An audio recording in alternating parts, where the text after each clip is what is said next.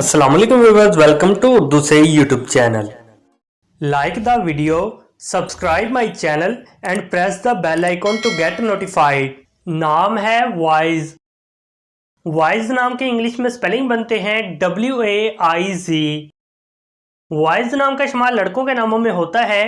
Wise नाम लड़कों के लिए मखसूस है। वाइज नाम का मजहब मुस्लिम है। वाइज नाम के मायने हैं मशीर, नसीहत करने वाला। वाइज नाम के इंग्लिश में 4 हरूफ हैं और ये एक लफ्ज़ है। 4 words and 1 letter। वाइज नाम के उर्दू में 4 हरूफ हैं और ये एक लफ्ज़ है।